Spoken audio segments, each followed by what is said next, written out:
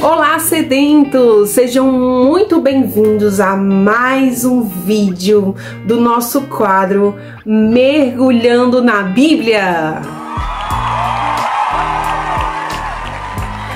Gente, eu tô muito animada com essa jornada. O Senhor tem me feito crescer muito nessa jornada. E o desejo do meu coração e a minha oração tem sido que o Senhor faça com que cada pessoa que tem mergulhado na Bíblia seja também impactada com o poder da palavra de Deus. A palavra que penetra, entre alma e espírito.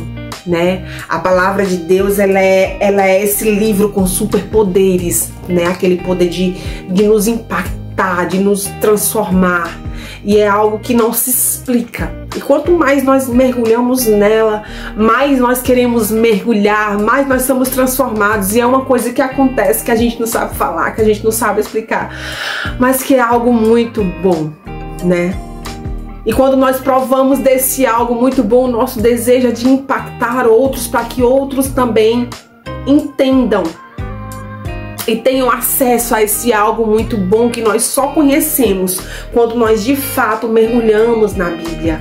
O que é mergulhar na Bíblia? É buscar entender o texto, é meditar naquilo que a palavra do Senhor nos diz, é estudar ela, à luz do Espírito Santo.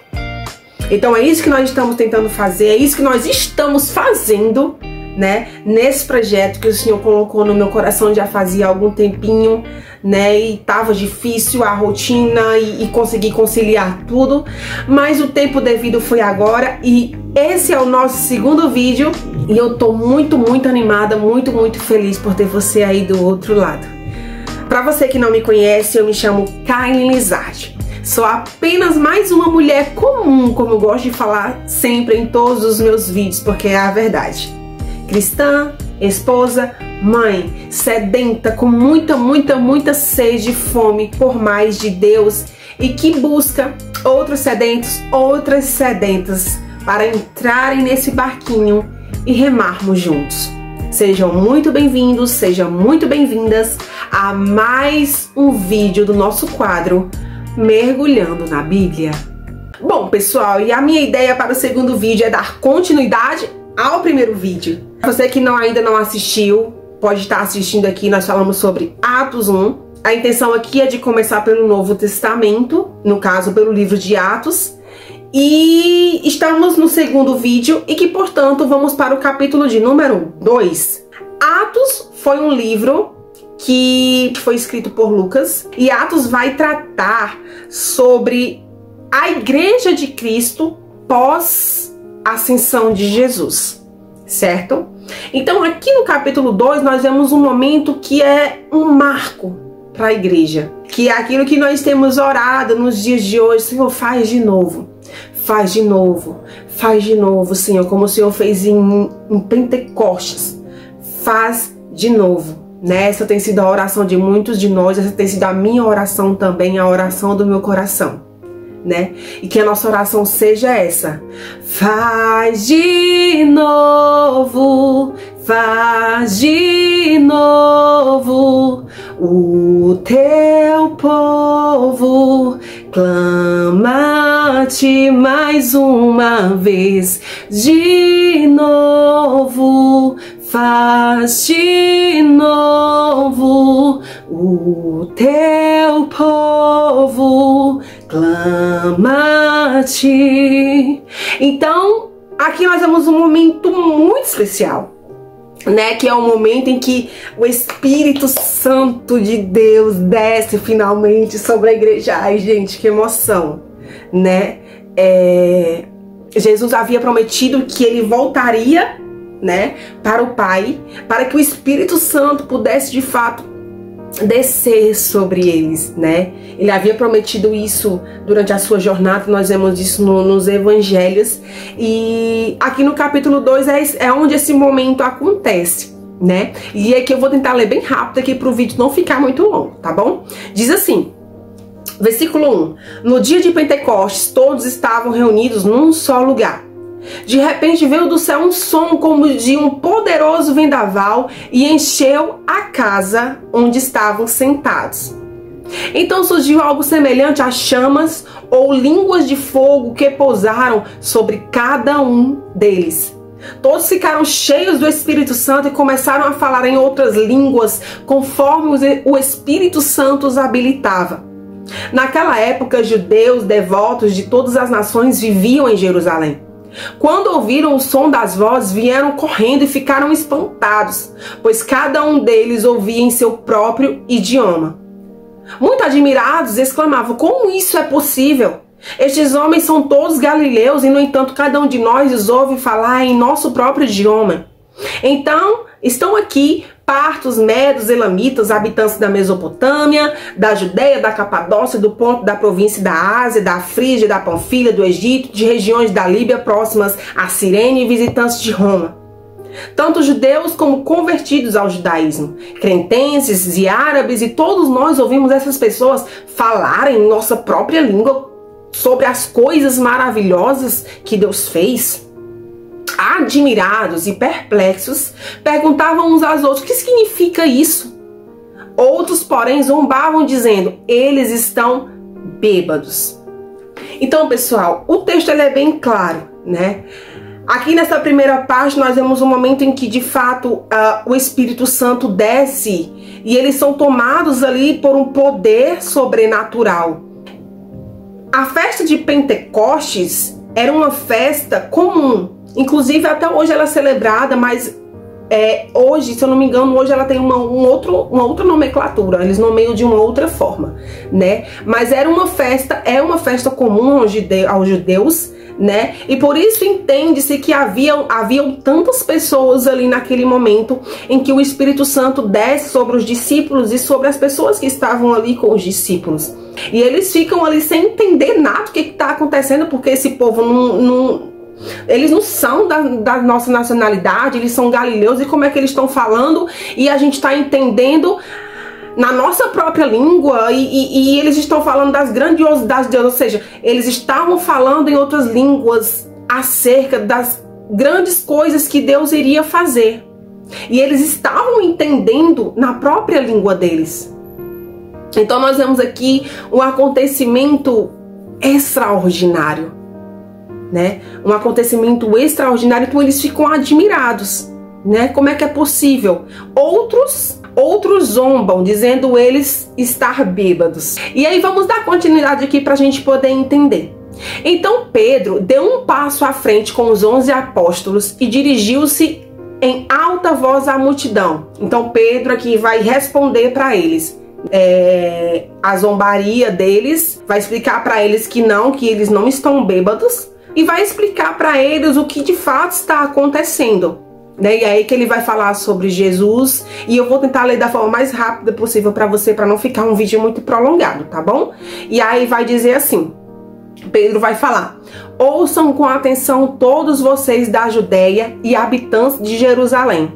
Escutem o que lhes digo.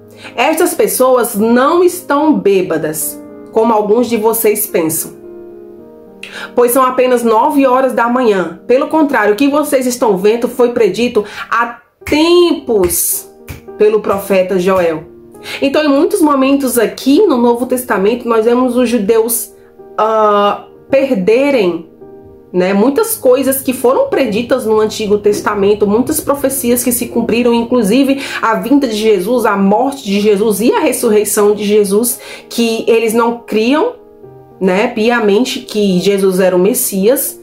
E nós vemos eles não se darem conta de que eles estavam perdendo o cumprimento de muitas profecias, inclusive dessa, o dia de Pentecostes, que foi predito pelo profeta Joel. E aí Pedro vai continuar dizendo: nos últimos dias, disse Deus, derramarei meu espírito sobre todo tipo de pessoa. Seus filhos e suas filhas profetizarão, os jovens terão visões e os velhos terão sonhos. Naqueles dias derramarei o meu espírito até mesmo sobre servos e servas, e eles profetizarão. Farei maravilhas em cima no céu e sinais embaixo da terra, sangue, fogo e nuvens de fumaça. O sol se escurecerá e a lua se tornará vermelha como sangue, antes que chegue o grande e glorioso dia do Senhor. Mas todo aquele que invocar o nome do Senhor será salvo. Então aqui ele cita as palavras do profeta Joel, ao qual os judeus não haviam se dado conta de que aquele acontecimento estava sendo o cumprimento de uma profecia, né? Que quando o profeta Joel, quando o profeta Joel diz, mas a todo aquele que invocar o nome do Senhor será salvo, e ele está falando de Jesus, né? E ainda assim eles não se atentaram para isso, e ainda assim eles continuaram não crendo, muitos continuaram resistindo a esse fato. E aí Pedro vai continuar: povo de Israel, escute, Deus aprovou publicamente Jesus o Nazareno ao realizar milagres, maravilhas e sinais por meio dele. Como vocês bem sabem, ele foi entregue conforme o plano pré-estabelecido por Deus e seu conhecimento prévio daquilo que aconteceria. Com a ajuda de gentios que desconheciam a lei, vocês o pregaram na cruz e o mataram. Então aqui Pedro vai dizer, olha, vocês mataram o Messias. Aqueles que vocês tanto esperavam e ainda esperam já veio.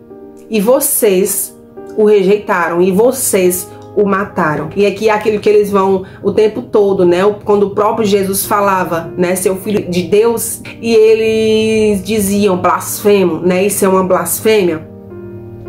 E aí Pedro vai continuar, mas Deus o ressuscitou, libertando-o dos horrores da morte, pois ela não pôde mantê-lo sob o seu domínio. Aleluia! A respeito dele, disse também o rei Davi: vejo que o Senhor está sempre comigo, não serei abalado, pois ele está à minha direita.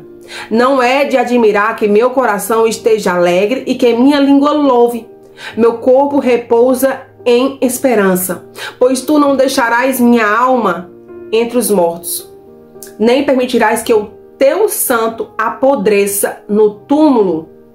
Tu me mostraste o caminho da vida e me encherás com a alegria de tua presença. Então aqui Pedro vai dizer, olha, o rei Davi também falou sobre Jesus.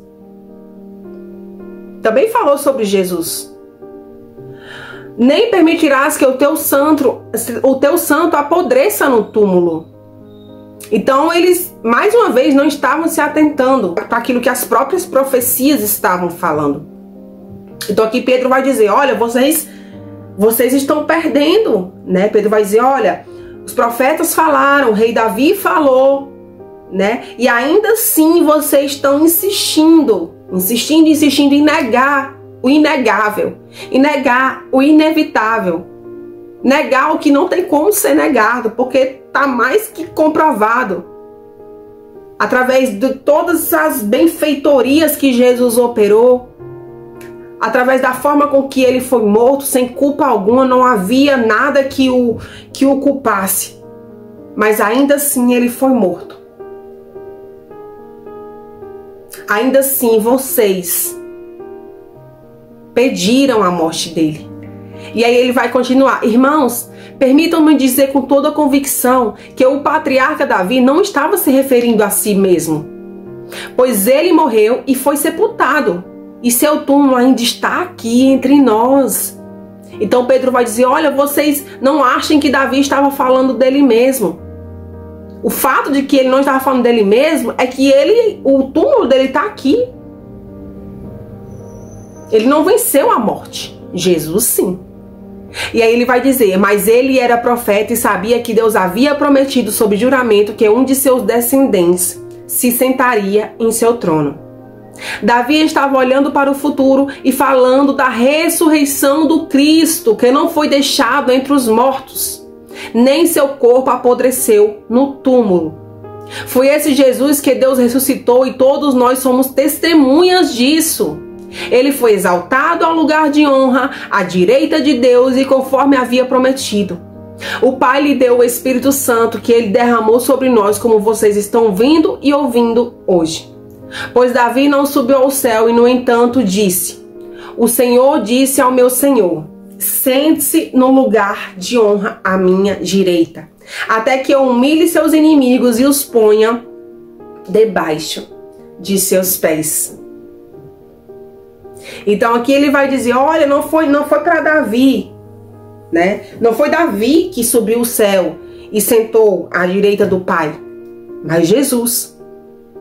né? E aí ele vai continuar. Portanto, saibam com certeza todos em Israel que a esse Jesus que vocês crucificaram, Deus fez o Cristo. Esse que vocês mataram, que vocês pediram a morte, que vocês preferiram dar liberdade a alguém que tinha culpa, Barrabás, um assassino. Vocês preferiram dar liberdade a esse, ao invés de libertar aquele que não tinha culpa nenhuma, o Filho de Deus, o Messias. E aí o texto continua. As palavras partiram o coração dos que ouviam. E eles perguntaram a Pedro e aos outros apóstolos: irmãos, o que devemos fazer? Então aqui vem uma parte linda do texto, né? Que é o momento em que, após eles verem tudo aquilo acontecer, o Espírito descendo sobre a igreja de Cristo, o discurso de Pedro, né, a pregação de Pedro, e nós vemos aqui que a palavra ela entra e ela penetra e ela convence do pecado, e é o poder que a palavra tem em nós de nos convencer do nosso pecado, de nos convencer daquilo que nós precisamos melhorar, daquilo que nós precisamos nos arrepender. O Espírito Santo é aquele que nos convence. E aí nós vemos aqui o momento em que eles são impactados, né, pelas palavras de Pedro, né, no momento que eles são impactados pela pregação de Pedro. E aí eles perguntam: tá, eu entendi, e agora? O que nós vamos fazer? E aí Pedro vai responder: vocês devem se arrepender para o perdão de seus pecados, e cada um deve ser batizado em nome de Jesus Cristo. Então receberão a dádiva do Espírito Santo. Essa promessa é para vocês, para seus filhos e para os que estão longe, isto é, para todos que forem chamados pelo Senhor nosso Deus. E ele vai dizer essa palavra para todos, não só para judeus, para todos. Ele veio para salvar todos, judeus e não judeus. Em Jesus nós passamos a ser um só povo. E Ele, o nosso Deus, o nosso único Deus. Passamos a ser um só povo e possuir um só Deus. E aí ele continua. E Pedro continua a pregar, advertindo com insistência aos seus ouvintes: salvem-se dessa geração corrompida. Aos que acreditaram nas palavras de Pedro foram batizados. E naquele dia houve um acréscimo de cerca de 3.000 pessoas. Foram 3.000 pessoas impactadas pela pregação de Pedro. 3.000 arrependidos. 3.000 batizados. 3.000 que passaram a crer. 3.000 que passaram a acreditar e a defender a causa de Cristo. 3.000. E aí a frase-chave que eu quero focar aqui é o momento em que Pedro diz: salvem-se dessa geração corrompida. Nossa carne é corrompida. Esse mundo é corrompido. Precisamos ter o entendimento de que isso aqui vai passar e vai passar muito rápido.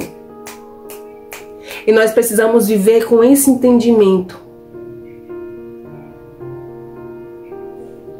Nós precisamos ter o entendimento de que a hora vai chegar e que a hora pode chegar a qualquer hora. E nós precisamos nos santificar. A Bíblia diz: santifiquem-se, arrependam-se dos seus pecados. Eu não estou dizendo que vamos querer ser melhor que os outros, como muitos fazem, né? Como os muitos que dizem seguir a Cristo, muitas vezes agem como se fossem superiores aos outros, né? Mas viver com o entendimento de que nós precisamos constantemente lutar contra a nossa natureza, que é corrompida. Pedro diz: salve-se dessa geração corrompida. Nossa natureza é corrompida e nós precisamos sim dar ouvidos para aquilo que a palavra de Deus nos diz e lutar contra isso.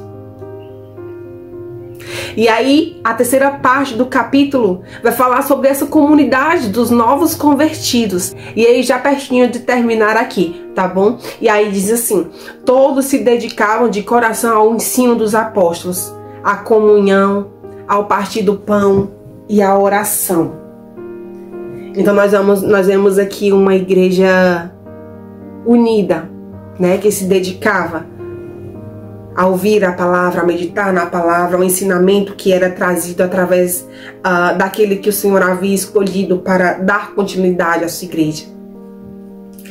E no versículo 43 diz: havia em todos eles um profundo temor, e os apóstolos realizavam muitos sinais e maravilhas. Há em nós um profundo temor? Há em nós um profundo temor? Ou será que nós já nos deixamos vencer pelo fator tempo, a ponto de tratar a palavra do Senhor, tratar a caminhada com Cristo de uma forma tão naturalizada que o temor se foi?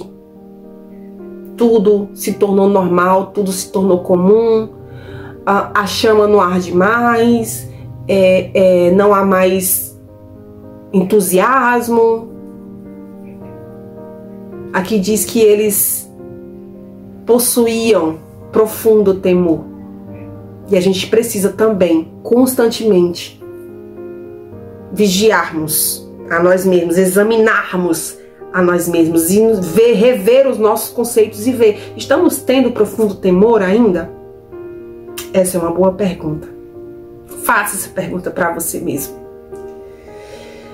E eles realizavam muitos sinais e muitas maravilhas. Os que criam se reuniam num só lugar e compartilhavam tudo que possuíam. Que coisa linda, né? Um só povo. E naquela época diz que eles pegavam os que tinham muito, né? Dividiam com os que não tinham nada. E diz que no fim das contas todo mundo acabava tendo tudo que precisava. O quanto que isso se perdeu, não é verdade?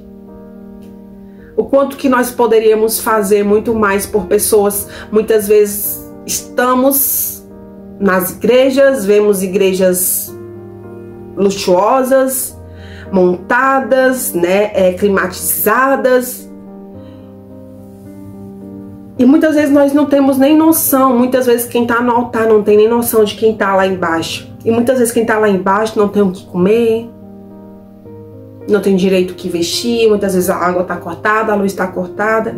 E o quanto que, enquanto igreja, nós estamos nos atentando para as necessidades daquelas pessoas que o Senhor tem trago até nós, tem colocado sobre os nossos cuidados. Muitas vezes podemos fazer muito mais do que de fato fazemos.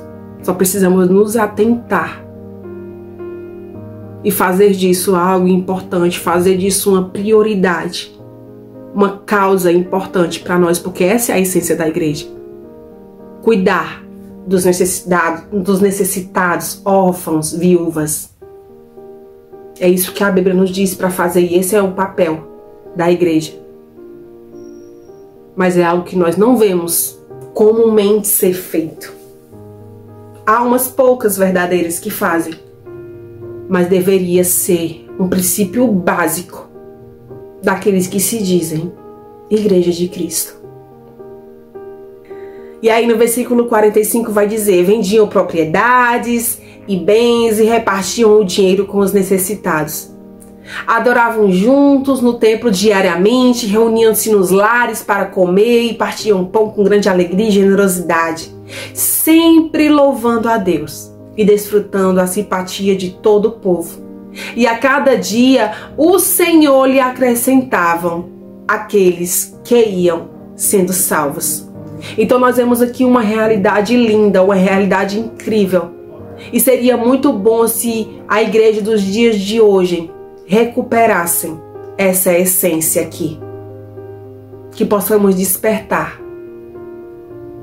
Que possamos despertar para a nossa responsabilidade enquanto igreja.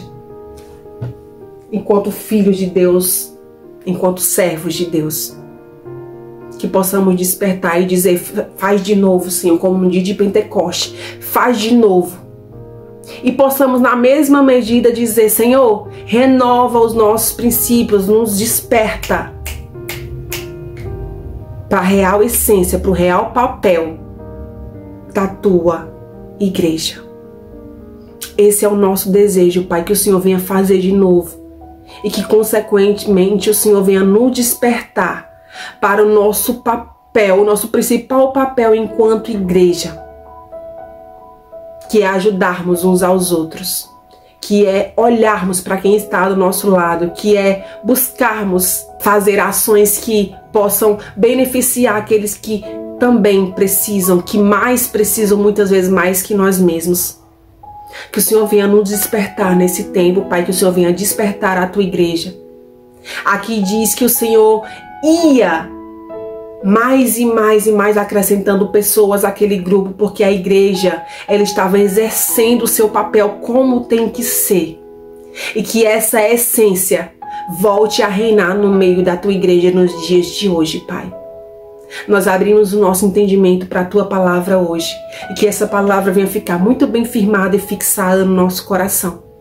Nós te louvamos por tudo que o Senhor tem feito, nós te louvamos por tudo que o Senhor fará, nós te louvamos por tudo que o Senhor tem nos ensinado através da tua palavra. Espírito Santo, muito obrigada por nos convencer dos nossos pecados. Muito obrigada, Espírito Santo. Nós te louvamos e nós te agradecemos, Jesus. Em nome do Pai, do Filho e do Espírito Santo. Amém. Amém. Gostaria de te agradecer por ficar comigo nesse vídeo.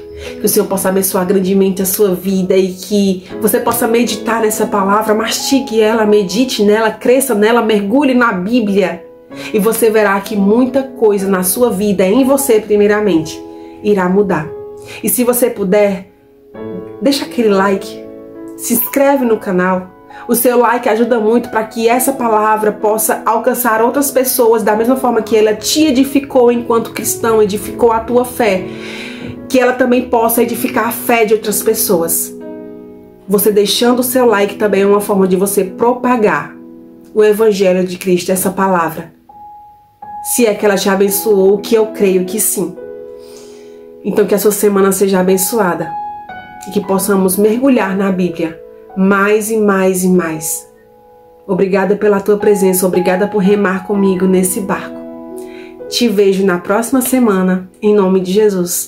Muito obrigada.